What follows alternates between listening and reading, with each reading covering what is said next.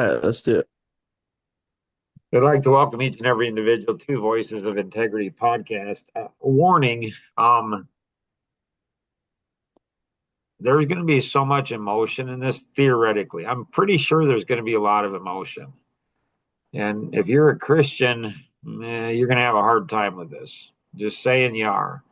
Um, Especially the language. If you're my kids, your adult children, trust me, your language is infinitely, you know, more intense than your father's. If you're, my grandchildren, hopefully you don't see this until you're at least 18 years old.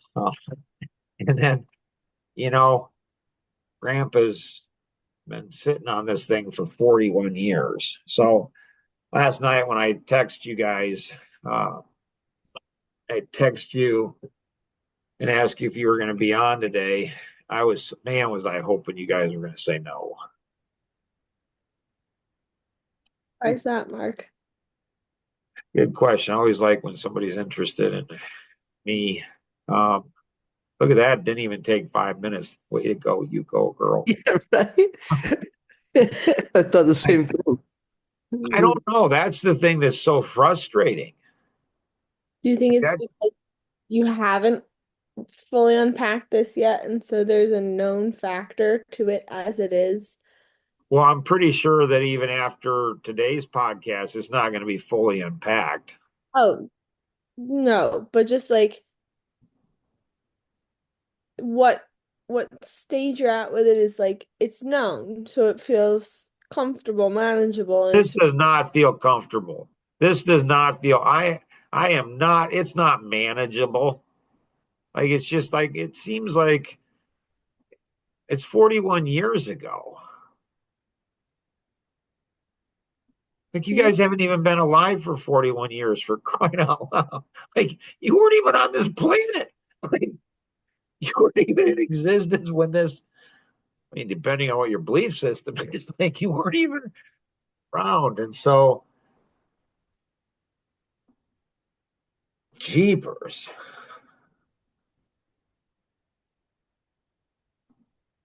Do So you it's want like, go ahead. do you want to start with like going over it some more, or I know there was Or some. imagine being a 19-year-old boy. Like Norman, he once was a 19-year-old boy, so he can understand it. I was a mess.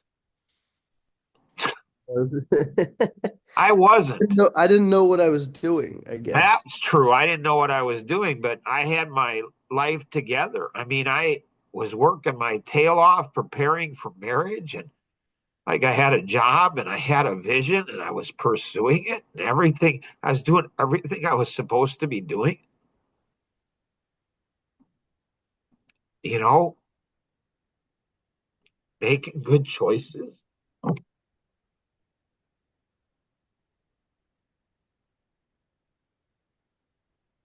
You know, I was 18 and, I saw this young, attractive girl. At first, I just fell in love with her. I mean, it might have been a bit lust. Okay. There was, I mean, man, was she, holy cow, was she attractive. And so, we went to college days together. I drove her in my nice Firebird and then ended up going to like first day on college campus. We lived in the Chicago area, one of the suburbs.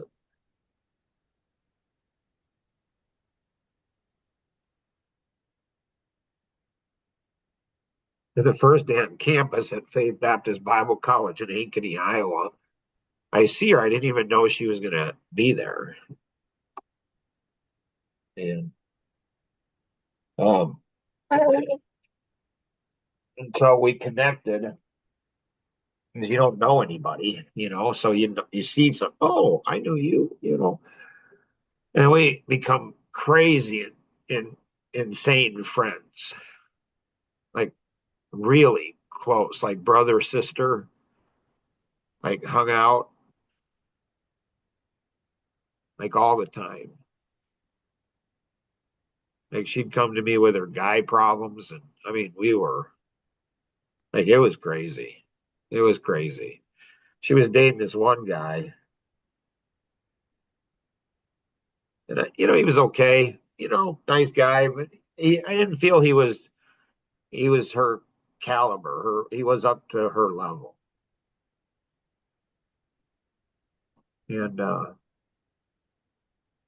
so they broke up. And I knew she wanted to date me. People have a hard time believing that, but like her, like I was close with her, her friends, and because I had a car, I drove them all over the place. They really liked me or liked the car. Either one, I was fine because I was pragmatic. It's like, it's okay. And then my brother's fiance at the time, like she was close friends. So there was this group of girls, and I knew all of them, and they all are like, you should date Rosanna. And I'm like, yeah, maybe not, because we were so close friends, didn't want to mess anything up. And we were in I think it was missions class, and we were in the back. It was right after a breakup, and she says, I kind of don't choose sometimes I don't know if I choose the best guys. I'm like, yeah, right. Yeah, get it. And she's like, can you help me? I'm like, yeah, sure. I said, so go ahead and write down everything you're looking for in a husband. Like, so you have clarity on what you want your husband to be. You need to have clarity. So she came back the next day in class and she went ahead and gave me this list. And I don't know, there were 6, 7 things on the list. And I'm like, okay, good. So you have some clarity. And then she went ahead and she said, well, like, I think it's only fair since I did that. Like, can you do your list? And then I'm like, whoa, this girl's smarter than, wow. Like, I got to take a second look at her because I did not see that bad boy coming. Like, holy cow. Like, wow. Like, and I'm like, man, it's like that was an impressive move. Like, I'm like, so it didn't take me a week because I've been thinking about it since I was 8 years old. Like who your ideal partner? Is that what? Yeah, my wife. Like at 8 years old, at 8, I didn't have the physical things. Like I didn't have the testosterone. I don't even know how I knew, but I kind of knew how intimacy worked ish. And and I just thought it was the coolest thing. It'd be the coolest thing in the world for a woman to give herself to a man physically at 8. My wife is like, what? Like, whoa. Well, I don't know. It just seemed like it wasn't the sexual stuff because it wasn't really kicked in. It was just the it was just the closeness, the one flesh. It was all of that. It was just the intimacy. It's just like how cool would that would be like the coolest thing in the world at 8. And so I've been thinking, I was 18, so I've been thinking for this for 10 years, like man, she's gonna be everything. It's just so I've been thinking about this for 10 years. So I didn't need a whole day. I mean, I just started writing down. Like by the end of the class, I had a list and I gave it to her. And I didn't find out for probably 20 years. Like after 20 years of marriage, she says, hey, I don't know if I ever told you this. I'm like, okay. And she says, like I went back to my dorm and cried. Really? And she's like, yeah. And I'm like, why? She says, I read your list and I said, I can never be that wife.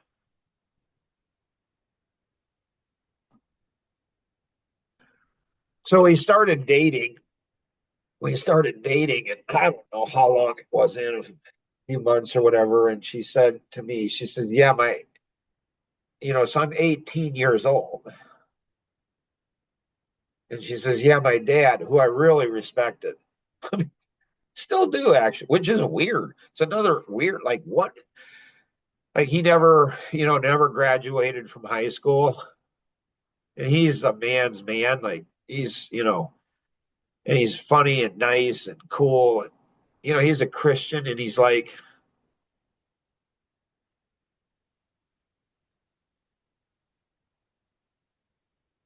so I really respected him a lot. And she's like, yeah, he's molested me. And I'm 18 years old. And here's I got a girlfriend.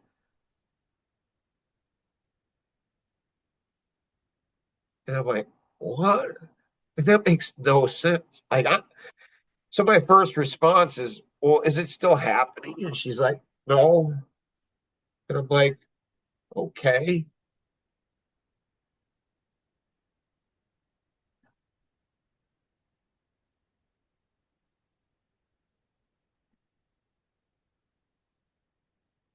So you have two teenagers, is what you have. And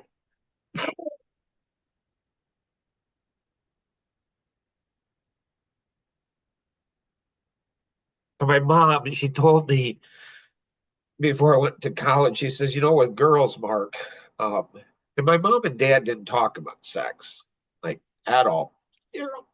Nothing. But my mom, because I was her favorite, it's pretty clear all my siblings know this. They do. This is why they're jealous and kind of upset. Probably don't talk to me today. No, it's clear. It's like, so she said to me, she said, like, I listened to her a lot. Like, I just absolutely adored that woman. She was so strong. Holy cow. She wasn't a loving one. Like, she wasn't a loving mom. She didn't touch and hug. I don't remember. She probably did, but I don't remember her like giving me physical affection. But it was okay because her mom died when she was 12. And then a year later, her dad married this stepmother, and her dad was a pastor. And so, like her stepmom,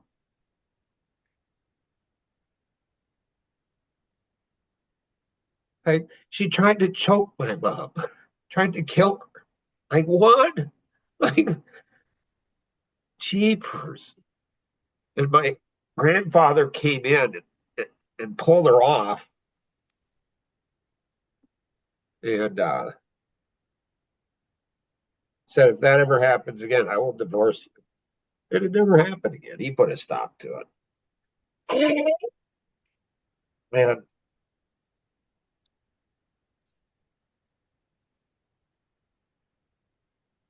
and then when she went ahead and hit puberty and had her like first period, her mom went ahead and her stepmom went ahead and like made fun of her, mocked her, said, "Oh my goodness, you're dying." Like, what in the what kind of a woman does that to a girl? Like, it makes no sense. Like, it makes no sense. So, like, she's 12, 13 years old, and what kind of stuff does that do? So I understood my mom, like, you get raised like that when you're a young woman, and all these things are happening in your body, and like, you don't know how to process it, and your mom dies. And my mom was not a victim. Like, she never told those stories, but I don't even know if my siblings know those stories. Like, she just wasn't a victim. She didn't bring that. Like she,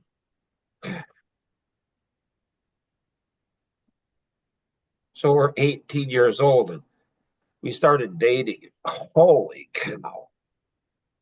Like, I remember our first kiss. And my mom, she went and said when I was like before I went to college, she said, sex is progression. So you go ahead and rub your arm against, brush against a girl, and all of a sudden everything just shoo. And I'm like, I've experienced that. Like, wow. She looks at you and it's like, whoa. And then all of a sudden you hold hands. And I'm like, okay, that makes sense. And then you kiss, and and she says it all leads to sex, and it's okay in a marriage. Like it's really like she said when you get married, like this is when we were engaged. She says, Mark, when you get married, um, anything you want to do, as long as you and she are comfortable and it's between the both of you, anything is acceptable in marriage sexually, as long as it's between you and her, and as long as she's okay with it. You're both okay with it. I remember, like I was 19 at the time I was engaged. I'm like, really? Holy cow! There's a lot that's going through my mind. I'm like, that's just insane. Like, really? Wow. So, anyways, so she says it's all progressional. It all leads to sex. And so you got to be careful, buddy. Like, you got to be careful. You got to, because it goes fast. You like, you like, so, so first time we kissed, I'm like, man, that had never happened before. I mean, I had kissed, I guess, one other girl.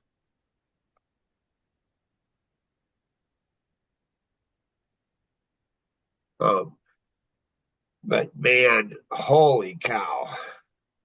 I mean, it was insane what happened. I mean, everything just, and it was just like my mom had said. So I'm like, oh, Mark, you gotta, you gotta tap the brakes on. So what we did is we said, oh, Monday, Wednesday, and Friday we can kiss, but Tuesday, Thursday we can't. Like, like I'm trying to slow down. Like I'm trying to, like this train is going out of control. Like, holy cow. And and then I set all these rules in place because I knew like she was just absolutely in love with me. Like she just absolutely adored me. And so like I knew I'd won her heart. And so I knew physically she wouldn't stop me. She was she was she would have been a very willing participant. I mean, I just knew that. I don't know. I just knew. And so I'm like, this is up to you because she's not gonna stop. So I put all these rules in place. Okay, Monday, Wednesday, Friday, you kiss. Tuesday, Thursday, you can't. And then these are guidelines. And man, did I have a devious mind. Like, holy cow. Like, did the rules really say this? And I told her the rules. I'm like, listen, we're not going to do anything until marriage. And so, I mean, we're not going to have sex until marriage. And so there's a lot of room between holding hands and sex. And it's like, and so we put boundaries in place. And I tried to set them to time it so I wouldn't, so it wouldn't do something stupid. And man, was that hard. Holy cow.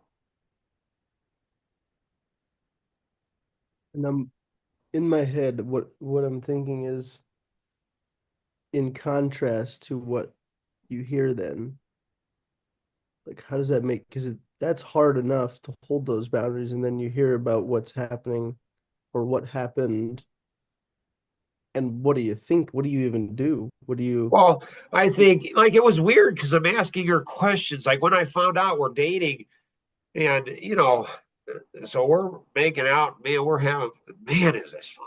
Holy cow. And, but trying to hold the line and everything. And then I hear, okay, yeah, but it's not happening. And then, I'm 18 years old. So I don't know. So I'm like, well, what happened? When's the last time? And what happened? How far did he go? And what, it was all weird. It was like, it wasn't clear. Like it was, she didn't have clear. And I dated a few girls and there was a little bit of physical, but not a lot. But I never forgot it. Yeah, versus that's very, very typical with people that have experienced non-consensual sexual acts. Right. At 18, though, I have no idea. Like, all I knew is when I was 16, I think there was a girl, and I feel bad. So I'd been hurt, and there was another girl interested. and I went to a Christian event and I touched her, inappropriately. And holy cow, man. And then, the next day I just felt so bad. I just was like devastated. I'm like, this is just so wrong. This is so bad. This is so everything. And so, that was more than 40 years ago. That'd been 45 years ago. And so I remember that. Like that's never like, and so it's seared. So I'm like, how can you like how come it's not clear? And I'm 18. I don't like it's just weird to me. But as long as it stopped, I guess, as long as it stopped, I guess, I don't know, I'm supposed to forgive. And anyways, I found out later that she had gone after this boyfriend, um, they had broken up and they were dating. He ended up being a pastor. So if you're a pastor listening to this, you think I have issues against you, you know, maybe you should have issues against yourself. You know, so he touched her inappropriately when they were dating. And then he said to her, "You wouldn't make a good pastor's wife." I didn't find that out until late. I'm like, I still am I want to talk to the guy now and just say, "You're an idiot. You are such an idiot." And then he's the first person that she told about her dad. And then he broke up with her. His loss, my gain. What an idiot. Like what an absolute idiot. Like what like no. But again, he's a pastor, right? He went on to be a pastor. So now I understand. Okay, that's what pastors do. They just do. You arrogant SOB. Like you just What does that like even what does that even mean to be a pastor's wife? Or like Well, what the high expectation, the looking good and being good under the surface, the like the moral. wife, not the husband. The husband can be a scumbag. Sorry. So, I was raised where you can't go ahead and, say gee or gosh or darn. And so, but this podcast, I might swear. Yeah, I might, it's a swear-worthy topic. it seems to me, it's like you want you idiot, like you absolute idiot. Like you just so she went after they broke up, she went to the dean's wife of the school? How did of the that school. how did that go? Well, again, this would have been 41 years ago. So contextually, it's not like it is today. Well, but today it still isn't always great. Well, no, that's for sure true.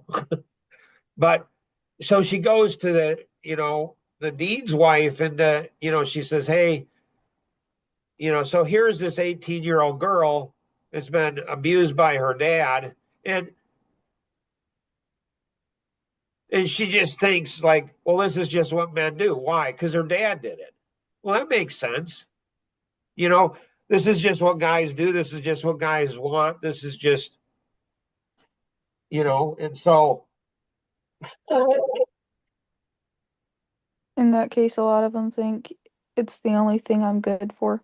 right, That becomes what love is. And so right, going from there, that's now what you seek, what you throw out to offer, because that's what you think love is, and that's also in part what you think keeps you safe in a weird way.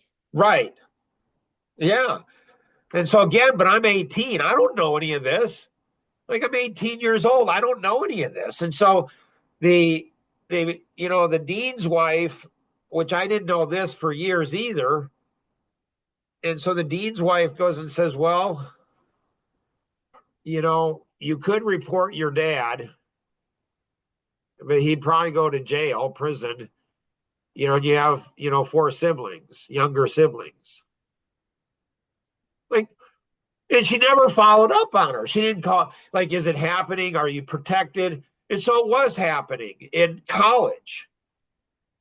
I mean, not in college, not when she was there, because he wasn't there, but when she'd go home, it was. And so it's just like,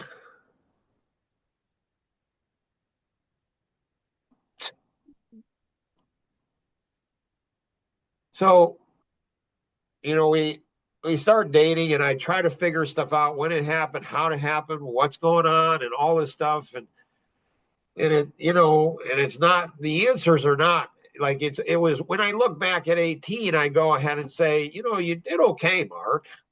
Like, you're trying to, Sure you did just fine, Mark. Like well, that not really. Uh,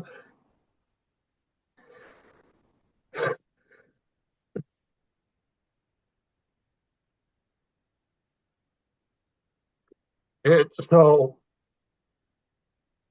then, so it went fast. And, we dated for maybe, I mean, we were friends for really close friends for 6 months. And then we dated maybe 9 months, a year. And about, I don't know, 3, 4 months into so we got engaged. She went back to this college, and after the year of being in college, she went back for a second year.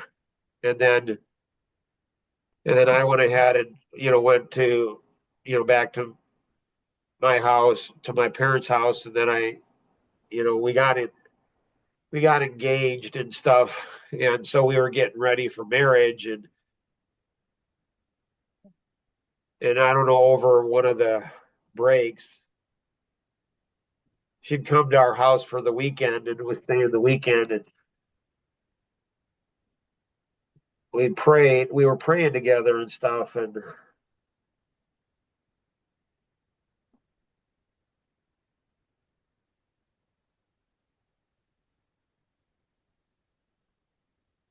she's like, I need to tell you something. I'm like, okay. She says, you know, it started back up again. I'm like, what?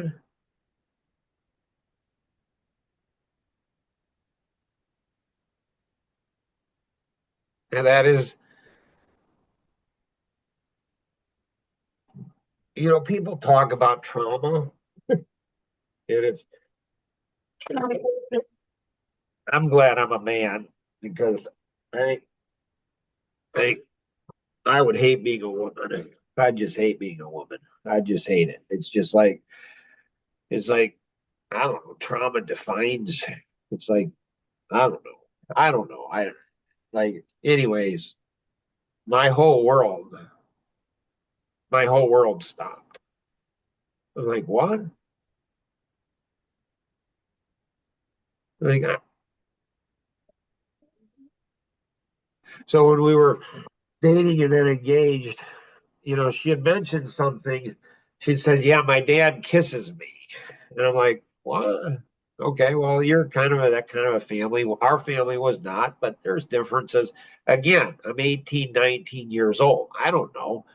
And she's like, well, I'm like, it's on the cheek, right? It's like, no, it kind of is on the lips. I'm like, what? Like, this is not, yeah, no, this is not acceptable. And I said, you want me to talk to you? No, it's okay. I'll talk to him. I'm like, okay. So she did. She talked to him, and she said, hey, Mark's not comfortable with you kissing me on the mouth. And so I didn't find this out until I don't know how many years later. So she had this pink sweater. Holy cow. Man, that she looked good at this thing. Like, wow. Like, like, like, man. And when we were dating, like, she'd have these she had these red shorts. So it was a Bible college, Faith Baptist Bible College in Ankeny. The girls had their own dorm, and you couldn't go in there. The guys had their own dorm, and so you couldn't go ahead and go in each other's dorms. But my older brother, he had his own apartment. This was a bit dangerous. Like, holy cow! And so we'd go over there, and once she was sunbathing in these red shorts, and I'm like, yeah, you can't. That, yeah, you can't wear that. Like they're just, yeah, can't wear that. That, like, yep, that all the rules going to be broken. You cannot. So she was very considerate of me, and I was smart because I knew I'm like, there's no way. I see that, and it's just like, and so she honored that, and she tried to be careful and everything. But obviously, I want to see and I want to touch, I want to do everything. And so, if you all think that are listening to this, if you're thinking Mark seems to be avoiding the topic, like he's elongating it out, you're probably right. So, we'll go into part two. I was hoping this thing would be ending in two parts, but my sense is it might go even more than two. So, uh, yeah. So I woke up this morning and I'm like, I told her it was Anna last night. So we've been married 40 years. And so, I told her, I said, yeah, I'm going to be doing this. And she's like, you okay? I'm like, yeah. She's like, you want me to be on? I'm like, it's fine. So I woke up this morning and, we hug and cuddle in bed and I cry.